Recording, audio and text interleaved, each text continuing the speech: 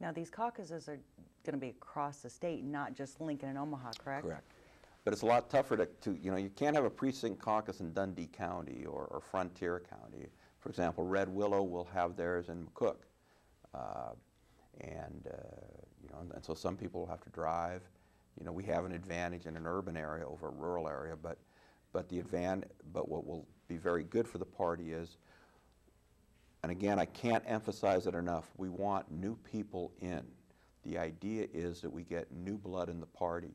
The state central committee meetings, the county parties, we need and we want new people, and there's so many people who talk to me and ask me, how do I get involved? I'd like to be involved, and I can sense in talking to them, they're just a little, well, geez, it's kind of, I don't know anybody, and there's hesitation, and this is just going to be a great opportunity to go to your neighbor and sit down and again, if you back the candidate of your choice. And Vince, just to let people know again, if they want to get involved, what are the numbers and what are the websites, if you could just...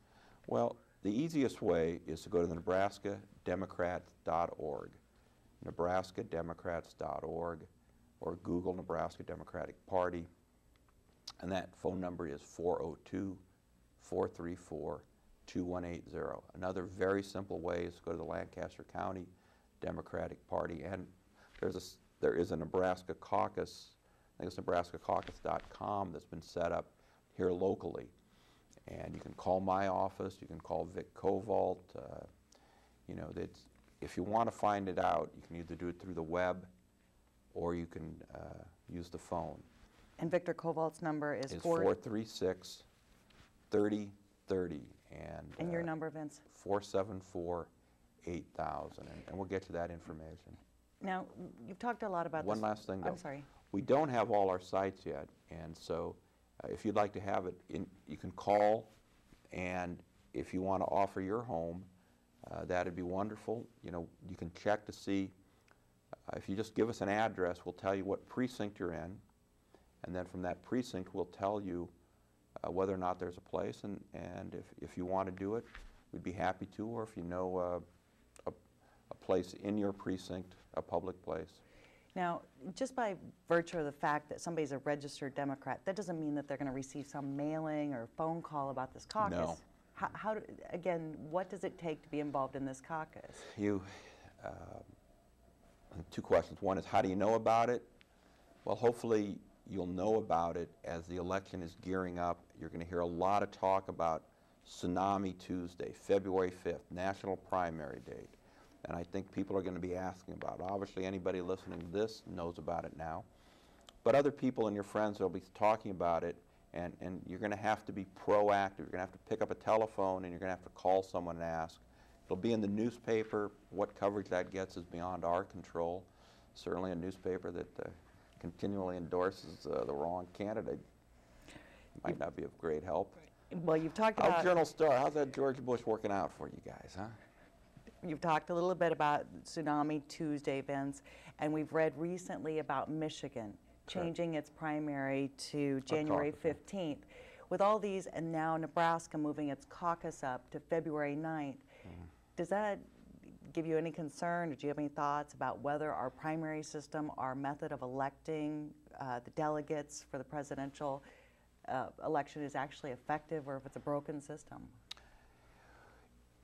I've always been of the opinion that it has not worked for the Democratic Party. New Hampshire's a disaster. We end up with regional candidates who, whether it's Dukakis or Kerry, some of these others, who just can't win nationally. We get a regional candidate, and there's too much emphasis on New Hampshire. And that's what's happened. And what's happened in '08 is not good. The idea was that we were going to have the states, really led by Michigan, were in open rebellion with the DNC, and I happen to side with Michigan that we wanted to get rid of New Hampshire. New Hampshire does not represent the United States, and it doesn't represent the Democratic Party because,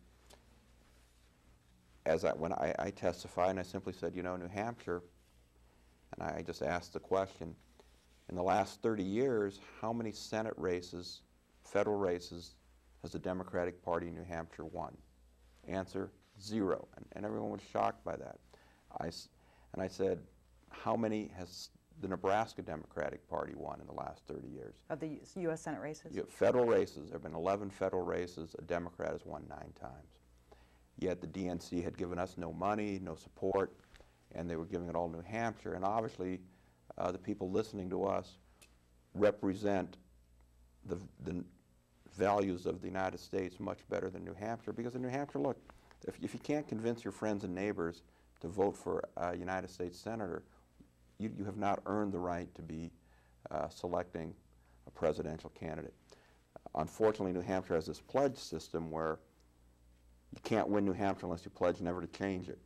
So there was a compromise, and what happened was it went to Iowa, then New Hampshire, Nevada, and South Carolina. And then it got changed around. Now, Michigan won't count. Michigan violated the rules. They were supposed to go after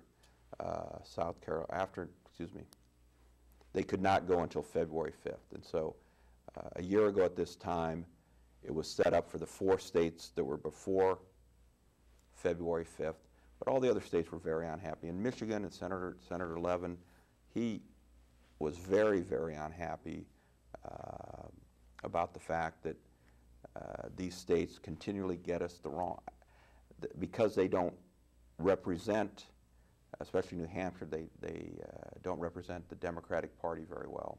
They can't win a Senate race, and we wanted to lessen their influence. Michigan then jumped ahead, and now no candidate can be on the ballot. The John Edwards won't be on the ballot there. No one will be there. Same with Florida. Their results don't count. Their delegates will not be seated. However, it's a little bit of a false argument, because I'm sure that by March 15th or April 15th, when the nominee is well known, they're going to say, come back. I mean, they're not going to alienate Michigan and Florida. But all the other states saw that they can move up, and they said, well, let's move up, let's move up. We had moved up to February 9th, like I said, when there are 3 states. Now there are 22 states, California, California, Minnesota, Texas, New York. And so the idea, Kathleen, for us to still be viable on February 9th is we aren't a winner-take-all. And because none of the states are winner-take-all, it is true. I mean, I would expect that Senator Clinton would win California, but she's not going to win 100% of it. I would expect that Senator Obama would win Illinois, but he won't win it by 60%. And so we just don't know what will happen, and it could be, it could very well be that there will be 2 left. Certainly the extraordinary amount of money that Senator Obama and Senator Clinton have raised mean that they can go on through the 5th.